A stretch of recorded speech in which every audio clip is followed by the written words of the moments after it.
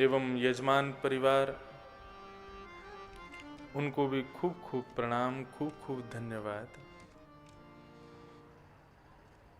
कथा प्रसंग हम आप सब लोग श्रवण कर रहे थे, उसी प्रसंग में पुनः प्रवेश करेंगे।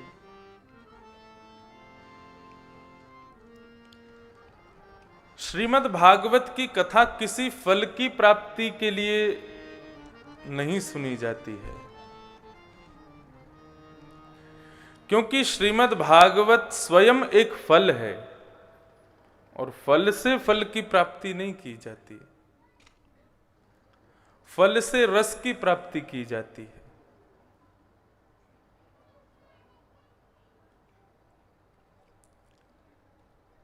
फल से तृप्ति की प्राप्ति की जाती है, रस की प्राप्ति की जाती है।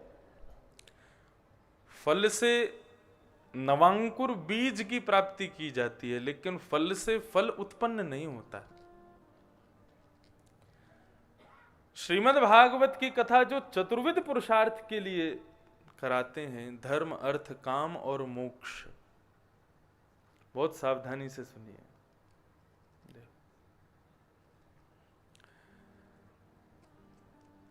कल भी मैंने इस भाव को कहा था कि धर्म के लिए भागवत की कथा नहीं, परम धर्म के लिए है।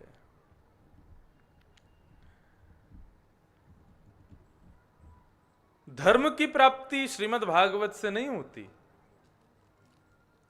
अर्थ यानी कि आपकी मनवांछित इच्छाएं पूर्ति यदि भागवत से हो तो ऐसा नहीं होगा। अर्थ की प्राप्ति भी भागवत से नहीं होती। काम, कामनाओं की प्राप्ति भी भागवत की कथा से नहीं होती है। और मोक्ष, आप लोग आश्चर्य करेंगे, लेकिन हां, मोक्ष की प्राप्ति भी भागवत से नहीं है।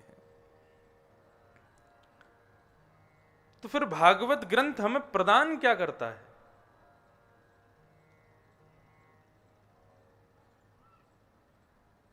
श्रीमद् भागवत की वार्ता जो हम लोग श्रवण कर रहे हैं, इससे प्राप्त क्या होता है? तो धर्म प्रौजित कई तवोत्र परमो निर्मत्सराणाम सताम वैद्यम वास्तव मत्र वस्तु शिवदम तापत्रयोन्मूलनम श्रीमद् भागवते महामुनि कृते किंबा परैरीश्वरः सद्यो हृदय वरुध्य तेत्रकृत भी शुश्रूषुभिस्तत्क्षणात्। श्रीमद् भागवत का मंगलाचरण कहता है, श्रीमद् भागवते महामुनि कृते किंबा परैरीश्वर। श्रीमद् भागवत से प्राप्त क्या होता है? न धर्म, न अर्थ, न काम, न मोक्ष, चतुर्विध पुरुषार्थ नहीं मिलता। बोले श्रीमद् भागवत की कथा सुनने का फल क्या है, ये तो आप अपने आप अनुमान लगा देना, लेकिन श्रीमद् भागवत सुनने की केवल इच्छा मन में हो जाए कि हमें कथा सुननी है, उसका फल क्या होता है ये हम बता देते हैं। क्या होता है? बोलो श्रीमद् भागवते महामुनि कृते किंबा परैरीश्वर। गुना में कथा हो रही है और आप रहते हैं ग्वालियर में, और ग्वालियर में बैठे आपकी इच्छा हो जाए कि गुना की कथा चल रही है और वहां जाकर के हमको कथा सुननी है, तो केवल कथा सुनने की इच्छा हृदय में प्रकट हो जाए, आप अभी तक पंडाल गए नहीं है, कथा में पहुंचे नहीं है, केवल आपने इच्छा मन में प्रकट कर ली, तो सद्यो हृदय वरुध्य तेत्रकृत भी शुश्रूषुभिस्तत्क्षणात्। तत्क्षण, उसी समय, जिस समय भागवत सुनने की इच्छा प्रकट हुई, उसी समय हृदय में शंख चक्र गदा पद्मधारी श्रीमन नारायण प्रकट हो जाते हैं, उसी समय। तो सोचो, जिसकी सुनने की इच्छा मात्र श्री हरि को हृदय में प्रकट कर देती है, उसका यदि श्रवण लाभ मिल जाए तो फिर तो कहना ही क्या है। श्रीमद् भागवती वार्ता सुराणामपि दुर्लभा। देवताओं को दो चीज नहीं मिलती जो इंसानों को मिली हैं। कौन कौन सी? पहली तो तक्रम सकृष्य दुर्लभ। देवताओं को छाछ पीने को नहीं मिलती, आप लोग छाछ पीते हैं, मठा? हमारे ब्रज में खूब पीते हैं लस्सी, मठा, छाछ। प्रातः काल नाश्ते के साथ में दही का विधान है, दही खाना चाहिए। मध्याह्न भोजन के साथ में छाछ पीनी चाहिए, उसको संस्कृत में तक्रम बोलते हैं। क्या बोलते हैं? तक्रम। और रात्रि भोजन के पश्चात सोने से पहले दूध पीना चाहिए। ये 3 प्रकार से गौरस का सेवन करना चाहिए। तो छाछ जो है ये देवताओं को पीने को नहीं मिलती, जो मानवों को मिली है। क्यों? स्वर्ग में कोई भी वस्तु कभी बासी नहीं होती, और छाछ जब तक दूध बासा नहीं होगा तब तक छाछ बनेगी नहीं। इसलिए देवताओं को कभी छाछ पीने को नहीं मिलती। तक्रम सक्रश्च दुर्लभ। और दूसरा बोले श्रीमद् भागवती वार्ता सुराणामपि दुर्लभा। ये भागवत की जो वार्ता हम आप सब लोग श्रवण करते हैं, ये भी देवताओं को दुर्लभ है, ये भी देवताओं को नहीं मिलती सुनने को। ये 2 चीज दुर्लभ हैं देवताओं को, जो हम मानवों को मिली है। इसलिए सदा सेव्या श्रीमद् भागवती कथा, यस्य श्रवण मात्रेण हरिश्चित्तम समाचरे। सदा सुनते रहो इस भागवत की कथा को। क्यों? बोले क्योंकि इस कथा को श्रवण करने मात्र से हरिश्चित्तम समाचरेत, हरि चित्त में सम आचरेत, हरि चित्त में प्रकट हो जाते हैं।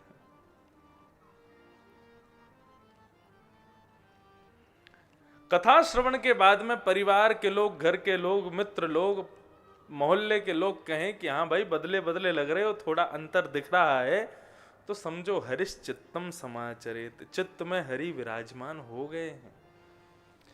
लेकिन सप्ताह कथा के बाद भी वही रहे जो पहले थे, तो फिर कथा सुनने का कोई अभिप्राय नहीं। इस भागवत की कथा में संकल्पित होकर के बैठना चाहिए। मैंने कल भी कहा था, कागज पेन लेके बैठे लोग, और जो भाव बताए जाएं उन सबको लिखा जाए।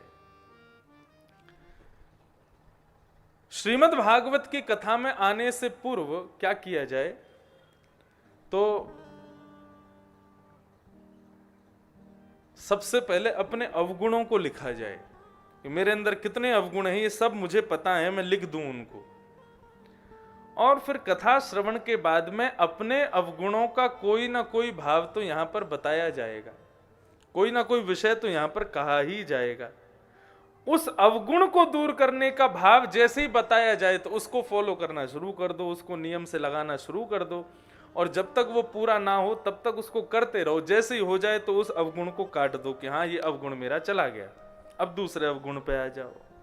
इस प्रकार से संकल्पित होकर के श्रीमद् भागवत की कथा में बैठा जाए तो ही भागवत कल्याण करेगी। गंगा से भी अति पवित्र है श्रीमद् भागवत की कथा। क्यों? क्योंकि गंगा का स्नान केवल बाह्य शरीर को पवित्र करता है, लेकिन भागवत का स्नान, भागवत भागीरथी का स्नान अंतर वहिर, अंदर से भी पवित्र और बाहर से भी पवित्र करता है। ऐसी ये भागवत भागीरथी।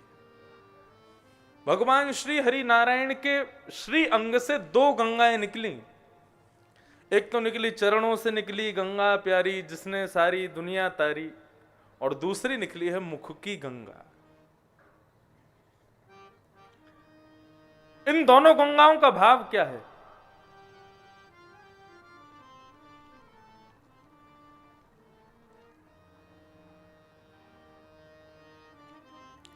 इन दोनों गंगाओं का भाव क्या है? एक दूरक कूल प्लावनी धारा है और एक आत्मक कूल प्लावनी धारा है। कूल किसे कहते हैं? कूल कहते हैं घाट को। भगवान के श्री चरणों से जो गंगा निकली है वो दूर कूल प्लावनी धारा है, वो दूर किसी घाट पर होकर के बहती है। लेकिन भगवान के मुख से जो गंगा निकली है ये आत्मक कूल प्लावनी धारा है, ये आत्मा के घाट से बहती है। दोनों में अंतर क्या है? दोनों में अंतर यह है कि उसके नियम बहुत हैं। जो दूर कूल प्लावनी धारा, उसके नियम क्या हैं? ज्यादा गहराई में मत जाओ, जंजीर पकड़ करके नहाओ, ज्यादा जोर से कूदो मत, बहुत सारे नियम हैं। बीमार हो तो नहीं जा सकते, तुम्हारे पास समय नहीं है तो भी तुम नहीं जा सकते, स्वास्थ्य ठीक नहीं है तो भी उसमें नहीं जा सकते। उसमें बहुत नियम हैं, लेकिन यहां ज्यादा नियम नहीं है। इस आत्मक कूल प्लावनी धारा के नियम क्या हैं? बोले इसमें जितना बाहर रहोगे उतना घाटा है, ज्यादा गहराई में जाओ, जितना अंदर जाओगे उतना आनंद आएगा। जंजीर, किसी सहारे को पकड़ने की आवश्यकता नहीं, निर्मुक्त होकर के नहाओ इस भागवत रूपी प्लावनी धारा में।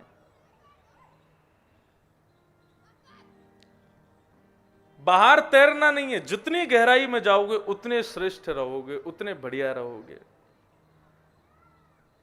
स्वास्थ्य खराब है कोई बात नहीं, तो भी तुम इसमें अवगाहन कर सकते हो। तो ये भगवान ने समस्त नियमों का पालन न करने वाले लोगों के लिए भगवान ने अपनी मुख से गंगा प्रकट की, जिसको हम कहते हैं भागवत। भगवतः प्रोक्तः आत्मलब्धये इति भागवतम। जो भगवान अपनी प्राप्ति के लिए मार्ग बताते हैं उसी को भागवत कहा जाता है। और भगवान कहते हैं जो कुछ भी इन 7 दिनों में वक्ता के माध्यम से मैं अपनी प्राप्ति के मार्ग बताऊंगा, आपको क्या करना है? बोले अंजह पुंसाम च विदुषाम। बोले अपनी आंख बंद करके इस मेरे द्वारा बताए गए मार्ग पर चलने लग जाओ, कभी गिरोगे नहीं। और यदि कभी गिर भी जाओगे तो तुमको उठाने के लिए मैं वहां प्रकट हो जाऊंगा। इसलिए इस भागवत की कथा में बताए गए प्रत्येक मार्ग को, प्रत्येक प्रसंग को भगवत वाणी समझ करके सब पालन करें। कितनी सुंदर बात कह रहे हैं। तावत् पापानि देहिस्मिन् निवसन्ति तपोधना यावन् श्रूयते सम्यक् श्रीमद्भागवतं नरैः। पाप कब तक हृदय में रहते हैं? बोले जब तक आपने भागवत की कथा में प्रवेश नहीं किया तब तक पाप आपके अंदर हैं। जैसे ही आपने प्रवेश किया, श्लोक सुनना प्रारंभ किया, कथा सुननी प्रारंभ की, सारे पाप धीरे धीरे नष्ट होने लग जाएंगे। इस विषय को जब हम पढ़ते हैं तो मन में भाव आता है कि इस प्रकार की बात भागवत में लिखी है तो फिर तो चोर रात में चोरी करे, सुबह आके कथा सुन ले, पूरे गुना को रात भर लूटे और सवेरे यहाँ पर आकर के भार्गव कॉलोनी में और इस सुंदर प्रांगण में बैठ के कथा सुनने लग जाए, उसके सारे पाप दूर हो जाएंगे? नहीं। मैंने यही बात कहा कि संकल्पित होकर के कथा सुननी पड़ेगी। आप यदि कथा के पंडाल में आ गए हैं और कथा सुनने लग गए हैं तो उस समय आपको संकल्प लेना पड़ेगा कि हे भागवत जी मुझ पर कृपा करें कि मेरे जो अवगुण है, मेरे अंदर चोरी का भाव है, डकैती का भाव है, ईर्ष्या का भाव है, क्रोध का भाव है, लोभ का भाव है, इन सारे भावों को समन्वय करने के लिए, विनाश करने के लिए मैं यहां आया हूं। इस संकल्प के साथ जब कथा सुनोगे तो वो पाप दूर होगा, नहीं तो नहीं दूर होगा। नहीं तो कितनी भी सुनते रहो कथा, करते रहो गलत काम, कोई उसका प्रभाव नहीं पड़ेगा। संकल्प, जब आप लोग संकल्प लेते हैं तो हाथ में 3 वस्तु रखी जाती हैं। सबसे पहले जल दिया जाता है, उस जल में अक्षत चावल रखा जाता है और कहा जाता है कि दक्षिणा द्रव्यम समर्पयामि, दक्षिणा रख लीजिए साथ में। और फिर दक्षिणा लेने के बाद में फिर आपके नाम, गोत्र, काल, स्थिति, नक्षत्र, कौन सा स्थान है, भारत खंडे, भारतवर्षे, आर्यावैतर्क देशांतर्गते, ये सब बातें कही जाती हैं। फिर कौन से क्षेत्र में हो, बोले मध्य प्रदेश में, गुना क्षेत्रे गुना खंडे सब जगह लेकर के कहा जाता है कि इस यजमान ने ये संकल्प लिया है। 3 वस्तु हाथ में ली जाती हैं, जल, अन्न और धन। उसका भाव यही है कि यदि मैंने अपना संकल्प पूरा नहीं किया तो मैं जल लेकर के हाथ में, संकल्प यानी कि कसम होता है एक प्रकार से, मैंने कसम ली है, यदि मैंने ये पूरा नहीं किया तो मैं जल लेकर के हाथ में, जल की साक्षी लेकर के कहता हूं कि अगले जन्म में प्यासा मरूंगा। अपने हाथ में अन्न लेकर के कहता हूं कि अगले जन्म में अन्न से विहीन हो जाऊंगा, और धन लेकर के कहता हूं कि अगले जन्म में मैं निर्धन हो जाऊंगा यदि मैंने ये संकल्प पूरा नहीं किया तो। इस प्रकार संकल्पित होकर के जो कथा सुनेगा, अब आपको यहां पर अन्न जल और धन लेने की जरूरत नहीं है कि कल से लेके बैठे और फिर कथा, केवल मन से संकल्प कर लिया जाए कि हम ऐसा नहीं करेंगे, इस भाव से कथा सुन रहे हैं तो तावत पापानि देहेस्मिन् निवसन्ति तपोधना, वो आपके हृदय में बसे हुए पाप अपने आप नष्ट हो जाएंगे जैसे ही आपने संकल्प लिया। ये भागवत जी की महिमा है, और यही महिमा चलेगी आपकी गंगा जी के स्नान में। अब लोग कहेंगे गंगा स्नान क्यों करते हैं, बोले क्यों गंगा स्नान से पाप दूर हो जाते हैं। अब गंगा में स्नान करती पाप दूर किए, बाहर आती फिर पाप कर दिया, तो ऐसी गंगा स्नान का क्या फायदा। संकल्पित होकर के करो कि हम दोबारा ऐसा नहीं करेंगे, तो वो सिद्ध होगा, तो वो श्रेष्ठ होगा।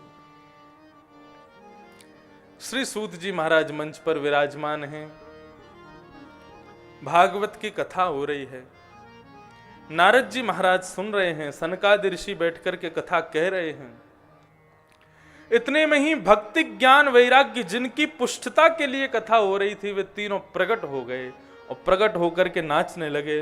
भक्ति सुतौ तौ तरणौ गृहीत्वा प्रेमैक्वरूपा सहसा विरासे श्री कृष्ण गोविंद हरे मुरारे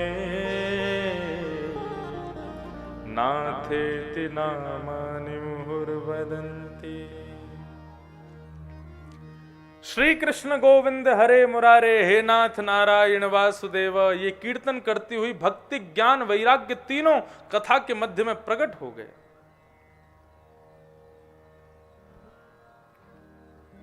सनक सनंदन सनातन सनत कुमारों ने कहा, भैया ये कौन है, कहां से आए हैं, ये बीच कथा में कीर्तन कर रही हैं। तब नारद जी ने बताया कि ये भक्ति महारानी है, इन्हीं के संकल्प की सिद्धता के लिए कथा हो रही है। नारद जी महाराज से जाकर के भक्ति महारानी ने कहा, मेरे लिए कथा हो रही है, सबको आसन है, मैं कहां बैठूं, मेरे लिए आसन क्या है। तब नारद जी महाराज ने अद्भुत आसन प्रदान किया है भक्ति महारानी को। क्या कह रहे हैं कि भक्ते सुगोविंद स्वरूप कर्त्री प्रेमैक धर्त्री भवरोग हर्त्री सात्वं च तत्तिष्ठ सस्वैर्य संश्रया निरंतरम वैष्णव मानसानी। हे भक्ति महारानी, गोविंद के रूप को प्रकट करने वाली, लोगों के हृदय से क्लेश कांतों को हरने वाली, हे भक्ति महारानी, इस पंडाल में आपके लिए सबसे सुंदर आसन यदि कोई है तो वो क्या है। ये जितने भी कथा श्रोता बैठे हैं, इन सबके हृदय रूपी आसन पर जाकर के आप विराजमान हो जाओ। निरंतरम वैष्णव मानसानि, इन वैष्णवों के मन में जाकर के विराजो। अगर जीवन में भक्ति है, भक्ति संपन्न जीवन यदि किसी का है, ऐसे व्यक्ति की महिमा भागवत में क्या बताई जाती है। अद्भुत महिमा। यदि किसी के जीवन में वास्तव में निष्काम भक्ति है, भगवान से बिना किसी कामना की कोई भक्ति है, तो ऐसे भक्त का जीवन कैसा होता है ये भागवत में बताया गया। सकल भुवन मध्य निर्धनास्तेऽपि धन्या निवसति हृदयेषां श्रीहरेर्भक्तिरेका हरिरपि निजलोकं सर्वथा तो विहाय प्रविशति हृदयेषां भक्तिसूत्रोपनद्ध। भक्ति सूत्रोपनद्ध। यदि किसी का जीवन भक्ति संपन्न है तो उसके लिए भागवत में क्या लिखा गया है, ध्यान से सुनिएगा। एक रेलगाड़ी है, उस रेलगाड़ी का इंजन जो है वो इंजन है भक्ति महारानी, और उस इंजन के पीछे जो सबसे पहला कोच है फर्स्ट एसी का, वो है भगवान श्रीमन नारायण। वो इंजन के पीछे चिपक के चलते हैं, मतलब भक्ति के पीछे पीछे चलते हैं। और उस कोच के पीछे, श्रीमन नारायण भगवान रूपी कोच के पीछे जो दूसरा कोच है वो है लक्ष्मी, धन।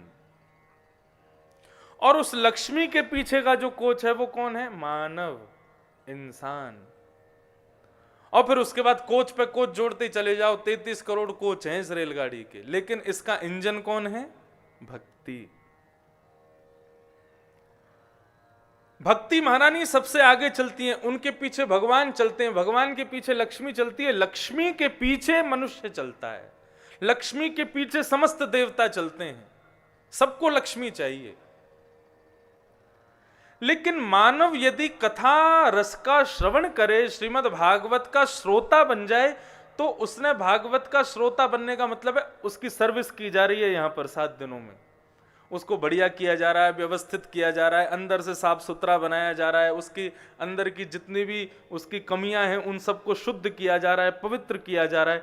उसका परिणाम क्या होना चाहिए, बोलो उसका परिणाम ये होना चाहिए कि वो जो श्रोता रूपी, मानव रूपी जो कोच है वो अपना स्थान परिवर्तित करे। कैसे, भक्ति, भक्ति के पीछे भगवान, भगवान के पीछे लक्ष्मी, लक्ष्मी के पीछे मानव।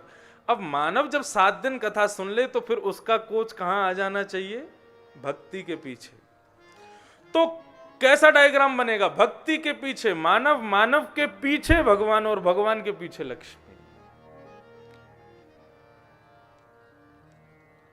हमें लक्ष्मी के पीछे ना चलना पड़े। अरे भागवत का सिद्धांत तो कहता है कि हमें भगवान के पीछे भी ना पड़ना पड़े, हम ऐसे भक्त बन जाएं कि भगवान हमारे पीछे पीछे चलें।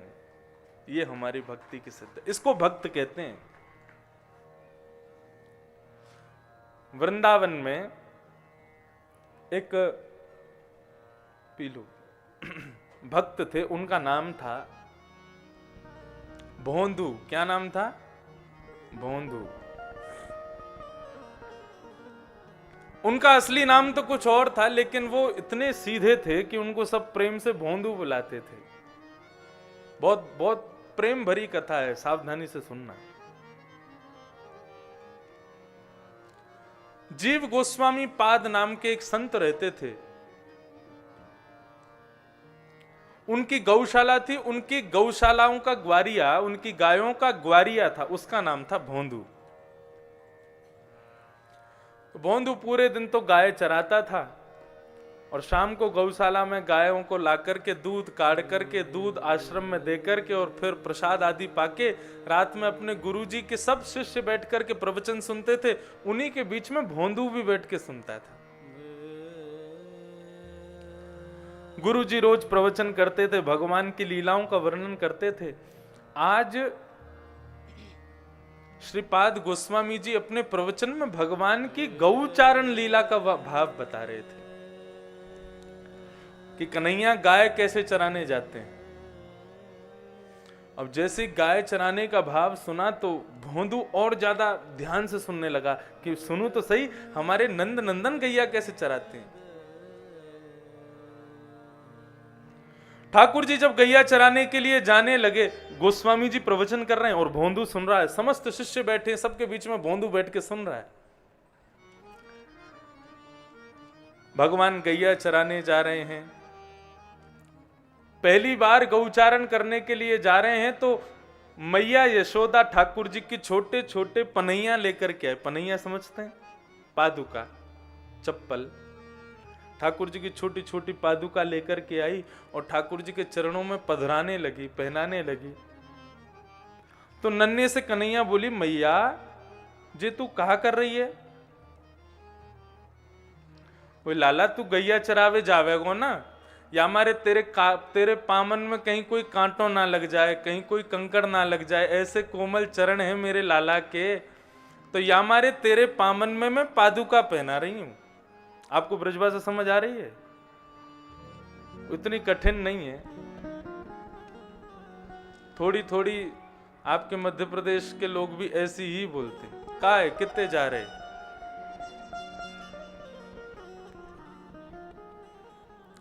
हमारे साथ में जो परिकर रहता है पूरा, वो लगभग मध्य प्रदेश, इलाहाबाद, ग्वालियर, इसी यहीं, और मुख्य रूप से आपके सतना और कौन कौन सी जगह मुझे तो याद नहीं, सतना और सागर, यहाँ के लोग ज्यादा रहते हैं हमारे वृंदावन में। वैसे बोलते का है कितने जा रहे तो इतना ही आता है बस। तो ऐसे ही हमारी ब्रजभाषा है।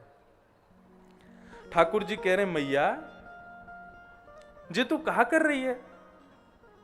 वो लाला तू गैया चरावे जावेगो ना, तो या हमारे तेरे पामन में कहीं कोई कांटो ना लग जाए, कहीं कोई पत्थर ना लग जाए, या हमारे तुकू पादुका पहना रही हूं। ठाकुर जी बोले तो हमारी गैयान को भी पादुका पहनाओ, गैयान के खुरन में भी पादुका पहनाओ। मैया बोली नाय नाय लाला, गैया ना पहने पादुका। क्यों? बोले ना उनको बने ही ना, वो तो ऐसे नंगे पाम ही घूमे। तो ठाकुर जी बोले जब हमारी गैया पादुका नहीं पहनेगी तो हम भी पादुका नहीं पहनेंगे। नंगे पाम घूम के आवे फिरो, कितनो बढ़िया दूध दे मैया, ऐसी गैयान को चरावे के काजे में पादुका पहन के जाऊंगा? मैं भी पादुका नहीं पहनूंगा। और ठाकुर जी नंगे पांव गैया चराने के लिए जा रहे हैं। गैया चराते चराते ठाकुर जी जैसे धूप में घूम रहे हैं, तो ठाकुर जी के प्रश्वेत के बिंदु, ठाकुर जी के मुख पर पसीने की बिंदुएं छलक रही हैं। और उस समय ठाकुर जी की मुख की सुंदर कांति, ये जो पीछे स्वरूप है ये गौचारण का ही स्वरूप है। ये ठाकुर जी के हाथ में लकुटी लगी है, छड़ी लगी है, और ठाकुर जी ऐसे खड़े हैं। मतलब ये किस स्वरूप में है? ये गैया चराते चराते ठाकुर जी थक गए तो खड़े हुए हैं, ये वो स्वरूप है ठाकुर जी का। तो ठाकुर जी जब चलते हैं तो प्रश्वेत के बिंदु मुखमंडल पर आते हैं, तब ठाकुर जी की मुखमंडल को देख के गैया जोर जोर से उछलती हैं, और गायों के चरणों से उड़ने वाली धूल ठाकुर जी के पसीने से जाकर के चिपक जाती है। उस समय का स्वरूप देख करके गोपियां वेणु गीत में एक श्लोक गाती हैं, अद्भुत। कैसा है स्वरूप कन्हैया का? बरहा पीडम नटवर वपु कर्णयो कर्णकारम बिभ्रदवा सह कनक कपिसम वै जयंतीं चमाला रंधान वेणुवधर सुधया पूरयन् गोप वृंदारण्यं स्वपदरमणं प्राविशद गीत कीर्ति। बरहा पीड़म, मोर मुकुट जिन्होंने धारण किया है। नटवर वपु, मंच पर आकर के दूसरों को आकर्षित करने वाले मानव को नट कहा जाता है। क्या कहा जाता है? नट। शंकर जी को क्या कहा जाता है? बोले नट राज, नटों में भी राज। ऐसे ही हमारे ठाकुर जी को कहा जाता है, बोले नटवर। बोले आकर्षित, कई लोग होते हैं उनका स्वरूप ऐसा होता है कि वो एक बार बगल से निकल जाएं तो उनके स्वरूप को देखने की पुनः इच्छा होती है, जानना पहचानना हमारे कोई मेहमान, लेकिन फिर भी उनके स्वरूप में ऐसा आकर्षण होता है कि उनको देखने की पुनः इच्छा होती है। ऐसे ही हमारे ठाकुर जी कैसे हैं, बोले कि उन स्वरूप की देखने की इच्छा में जिसको देखने की इच्छा के लिए आप लालायित होते हैं, ऐसे सुंदर लोगों में भी जो श्रेष्ठ हैं वो है हमारे ठाकुर जी, इसलिए उनको नटवर कहा जाता है। कर्णयोः कर्णकारम, बोले कान तो दो हैं ठाकुर जी के, लेकिन कुंडल एक ही पहना है। और काय का कुंडल पहना है, बोले फूलों का कुंडल पहना है। कभी यहाँ पहनते हैं उसको, कभी यहाँ पहनते हैं, फिर यहाँ पहनते हैं, फिर यहाँ पहनते हैं, एक ही कुंडल को दोनों कानों में पहन रहे हैं। रंध्रान वेणु अधर सुधया, अपने होठ रूपी तकिया पर वेणु को लिटा करके अपने कोमल उंगलियों से उसके छिद्रों को आच्छादित कर रहे हैं। अपने प्राणों को पिरो करके अपने सुंदर अधरामृत का पान उस वेणु को करा रहे हैं। पूरयन गोप वृंदै वृंदारण्यम स्वपद रमणम प्राविशद गीत कीर्ति। ठाकुर जी के इस मंगलमय स्वरूप का वर्णन जैसे ही उस भोंदू ने सुना, उसने अपने गुरुजी से जाके कहा, गुरुजी क्या नंदनंदन सच में गैया चरावे जामे? गुरुजी ने ऐसे ही कह दिया, हाँ क्यों नहीं जाते, जरूर जाते हैं। कहां जाते हैं गैया चराने? बोले नंदनंदन गैया चराने जाते हैं भांडीर वन, यमुना के पल्ली पार, इस पार वृंदावन उस पार भांडीर वन। तो भोंदू ने सोचा कल मैं भी गैया लेकर के वहीं जाऊंगा और हो ना हो मुझको ठाकुर जी वहां मिल जाएंगे। ये बिल्कुल सत्य घटना है।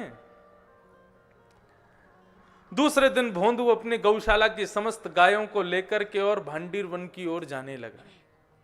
भांडीर वन जैसे ही पहुंचे, भांडीर वन में सब गाय चर रही हैं और भोंदू इधर उधर देख रहा है, कहीं से मुझको लालजी दिख जाए, कहीं से मुझको कन्हैया दिख जाए, कहीं से मुझको श्याम सुंदर दिख जाए। पूरे भांडीर वन में खोजते खोजते खोजते शाम हो गई, गैयाओं को लेकर के वापस आ गया। अब तो दिन रात उसके मन का संकल्प केवल एक ही है कि भांडीर वन में मुझको ठाकुर जी को गैया चराते हुए देखना है। अब उसके मन की ऐसी निश्चल भक्ति को देख करके श्री राधा रमन लाल जी से रुका नहीं गया। आज जैसे ही भांडीर वन में भोंदू गया और जाकर के गैया चराने लगा, तो गैया चरा करके थोड़ी देर खोज करके अपना झोला खोल करके और रोटी जैसे ही पाने लगा, प्रसाद पाने लगा, इतने में ही क्या देखता है, दूर से कहीं गायों का समूह, विशाल सींग वाली गाय, बड़े बड़े कोठे उनके, विशाल तगड़ी गायों को, सांवली सलोनी गायों को देख करके, भौरी गायों को देख करके, धोरी गायों को देख करके मन बड़ा प्रसन्न हो गया। और तभी भोंदू क्या देखता है, उन समस्त गायों के मध्य में, गौवंश के मध्य में, सांवरे सलोने पीतांबरी पहने हुए, मोर मुकुट धारण किए हुए, सुंदर अलकावलियां जिनकी सुंदर लहरा रही हैं, ऐसे कटाक्ष नेत्रों के साथ में, सांवरी सलोनी सूरत के साथ में श्री ठाकुर जी उसकी ओर आ रहे हैं, श्याम सुंदर उसकी ओर आ रहे हैं। ठाकुर जी के मुखमंडल को देख करके भोंदू के नेत्र सजल हो गए। अपना भोजन पानी छोड़ा, दौड़ करके गया, मुंह में अभी एक ग्रास लगा हुआ, एक तरफ से मुंह फूला हुआ उसका, और खाता खाता गया, भगवान को जाकर के प्रणाम किया। बोले आपका परिचय, आप जरूर नंदनंदन श्याम सुंदर हो ना? ठाकुर जी बोले हाँ हम नंदनंदन हैं। तुम कौन हो? बोले मेरो नाम तो कछु और है, लेकिन प्रेम से सब लोग मुकु भोंदू बुलावे। अच्छा, ये मुंह में क्या लगा है तुम्हारे? बोले कछु ना, अपने काजे रोटी लायो तो रोटी सब्जी खा रहा हूं। तो ठाकुर जी बोले हमको भी पवाओ, हमको भी भूख लग रही है। अब तो भगवान उसी भोंदू के साथ बैठ करके उसी के झोला में से रोटी निकाल करके उसी के संग पा रहे हैं, खूब आनंद कर रहे हैं। अब मित्रता हो गई भगवान की। 2 रोटी पाने के बाद में भोंदू से बोले लाओ और रोटी दो। भोंदू बोला रोटी तो खत्म। बोले हमको तो भूख लगी है। बोले ठाकुर जी अब आज तो इतना ही है, कल से मैं ज्यादा ले आऊंगा। बोले ठीक है, तो याद रखियो, कल से ज्यादा लेके आइयो। बोले हाँ बिल्कुल लेके आऊंगा। अब उसकी मित्रता इतनी सहज, उसको लगा कि मेरे गुरुजी को भी ऐसे ही मिलते हैं भगवान, सबको ऐसे ही मिलते हैं, तो किसी से क्या बताना, उसने किसी को नहीं बताया। अब तो दूसरे दिन और सामग्री लेकर के पहुंचा, ठाकुर जी को पवाता, स्वयं पाता। ठाकुर जी बोलते हमको और भूख लग रही है, कल से और सामग्री लाओ। आज भोंदू गैया चराने गया तो आश्रम की रसोई में जाकर के महाराज खूब सारी सामग्री इकट्ठा करने लगा। लोगों ने कहा भाई भोंदू तू इतना सामग्री कहां ले जा रहा है? बोले अरे मेरे ठाकुर जी आमे बेचारे भूखे रह जाएं, मैं उनको खवाऊंगा। सब ने जाकर के जीव गोस्वामी पाद से शिकायत कर दी। बोले भोंदू इतना सारा सामग्री ले जाता है रसोई घर से, आपको देखना चाहिए, पूछना चाहिए कहां ले जाता है, क्या करता है। तो जीव गोस्वामी जी जाकर के बोले भोंदू तो इतनी सारी सामग्री क्यों ले जाते हो, अकेले खाने वाले तुम इतनी सामग्री का क्या करोगे? तो उसने कहा बोले गुरुजी मैं आपको बताया नहीं है, नंद नंदन श्याम सुंदर वहां पर अपनी गैया चरावे आमे और रोज मेरे संग भोजन करें, लेकिन रोज भूखे रह जाएं।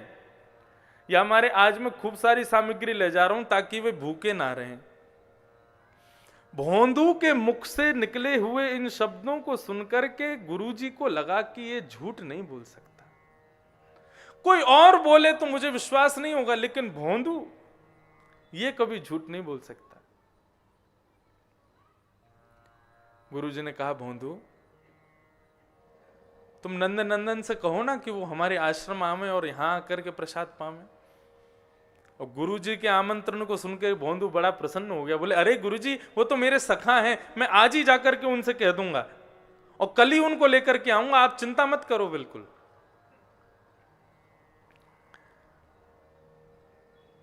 भोंदू जैसे ही वन में पहुंचा, ठाकुर जी अपनी गैया लेकर के वहीं पहुंचे, गाय चरने लगी। भोंदू ने तुरंत अपनी पोटली खोल करके ठाकुर जी को रोटी सब्जी आदि जो भी सामग्री ले गया सब दे दी। बोले लो पाओ प्रभु। ठाकुर जी के वन भोज का इतना सुंदर वर्णन है भागवत में। ठाकुर जी कैसे वन भोज करते हैं, अपनी उंगलियों के बीच में अलग अलग अचार लगते हैं, बीच में अपनी हस्त के बीच में चटनी रखते हैं और एक हाथ में रोटी की पुंगी बना लेते हैं, ऐसे गोल गोल रोल बना लेते हैं और फिर एक अचार चाटते हैं, फिर रोटी खाते हैं, फिर चटनी चाटते हैं, फिर रोटी खाते हैं। ये ठाकुर जी के स्वरूप का वर्णन भागवत में है। तो वन भोज ठाकुर जी को बड़ा प्रिय है। तो ठाकुर जी जैसे वन भोज पाने लगे तो भोंदू ने कहा नंद नंदन श्याम सुंदर। बोले हाँ बोलो भोंदू। बोले हमारे गुरुजी ने आपको याद किया है, कल आप अपने समस्त गाय ग्वालन के संग में हमारे साथ गुरुजी के आश्रम चलो ना, हमारे गुरुजी ने आपको बुलाया है। ठाकुर जी बोले देख तो से हमारी मित्रता है, तू हमारो मित्र है, तेरो गुरुजी हमारो मित्र ना है, हम नहीं जाएंगे आश्रम। मना कर दियो अपने गुरुजी को, हम यहीं पामेंगे, यहीं तेरे संग पाके यहीं से अपने घर चले जाएंगे। भोंदू चरण पकड़ने लगो। बोले मेरे गुरुजी ने बुलाया, मना मत करो ना, चलो ना मेरे संग। अरे मैं तो आपको जानतो ही ना हो, मोकू तो आपके स्वरूप को वर्णन मेरे गुरुजी ने कियो, मेरे गुरुजी बुला रहे हैं, चलो ना। ठाकुर जी बोले देख तू कछू के हम सब करेंगे, लेकिन अपने अलावा कोई और से मिलवे की कहेगो तो हम नहीं करेंगे, चाहे तेरे गुरुजी क्यों ना हो। भोंदू को गुस्सा आया। बोले नहीं चलोगे मेरे संग? बोले बिल्कुल नहीं जाएंगे। ठीक है, पोटली बांधने लगा और भगवान के हाथ में जो रोटी थी वो भी छीन ली। बोले दो इसको यहाँ पे, जाओ कल से हमारे पास मत आना, अपना अलग खाना, अपना अलग घूमना और अपनी गैयाओं को भी यहां मत लेके आना, ये मेरा क्षेत्र है। उतना नाराज हो गया। और भोंदू बेचारा सीधा, उसकी अकिंचन भक्ति, उसकी निष्कपट भक्ति, उसको क्या पता भगवान से कैसा व्यवहार करते हैं। भगवान के हाथ से खाई हुई रोटी भी छीन ली उसने और पोटली बांध करके अपनी गायों को इकट्ठा करके पोटली कंधे पर रख करके और फिर कहता है आखिरी बार पूछ रहा हूं, मेरे गुरुजी के पास चलोगे कि नहीं? भगवान बोले हम नहीं जाएंगे। तो ठीक है, तो फिर रहो यहीं पे और आज के बाद हमसे मिलना नहीं, कभी अपना मुख मत दिखाना हमको। और अपनी गैयाओं को समेट करके जैसे ही भोंदू वहां से जैसे जैसे पग आगे बढ़ रहा है, ठाकुर जी की उतनी व्याकुलता बढ़ती जा रही है।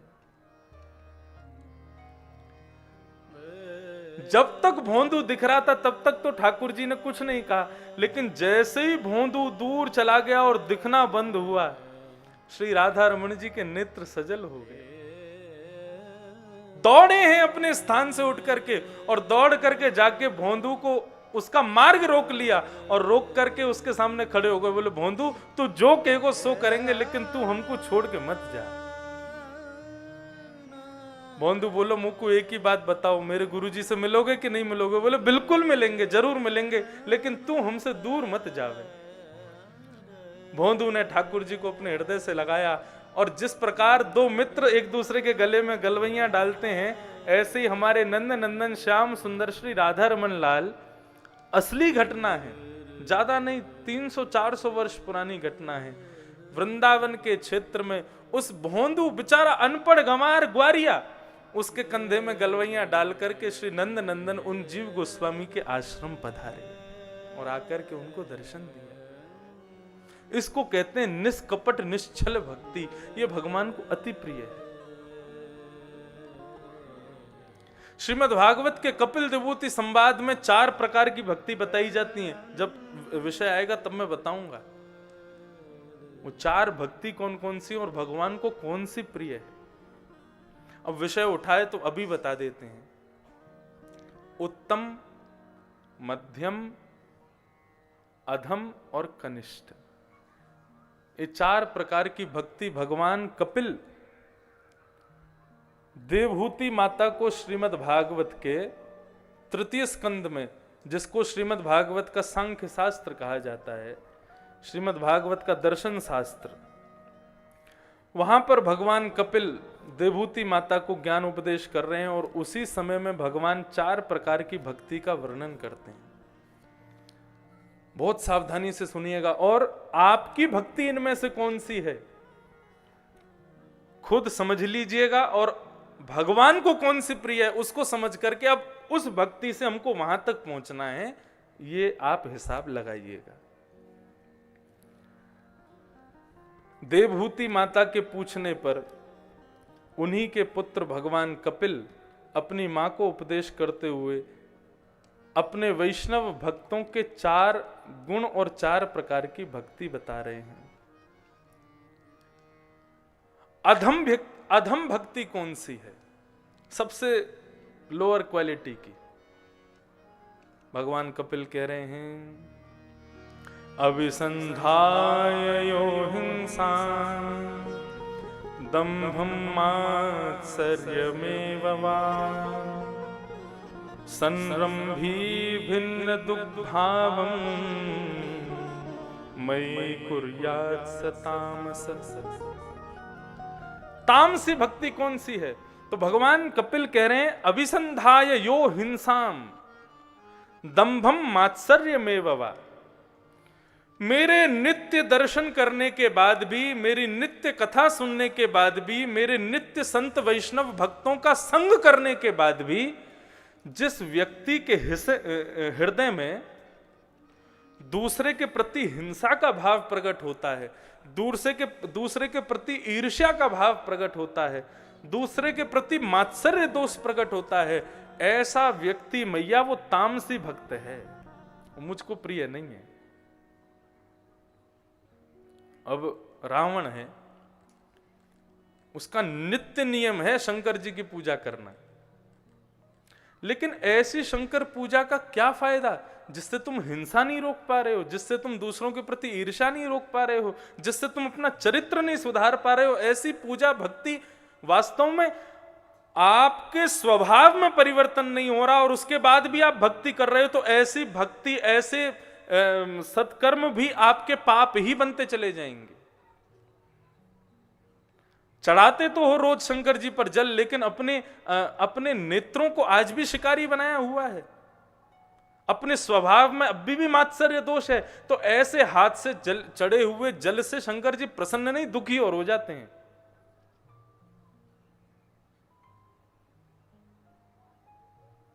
इसको कहते हैं तामसी भक्ति। मंगलवार को प्याज भी नहीं खाएंगे, लहसुन भी नहीं खाएंगे, और बाकी के दिन मुर्गा की नार मरोड़ मरोड़ करके खा जाएंगे। पेट नहीं कब्रिस्तान बना करके रखते हैं। नवरात्रि जैसे ही शुरू होती है, हमारे दिल्ली आसपास में, दिल्ली क्षेत्र में लोग नवरात्रि देखो उनकी कैसी, प्याज लहसुन कुछ नहीं खाएंगे और इंतजार करते हैं कब बोले 10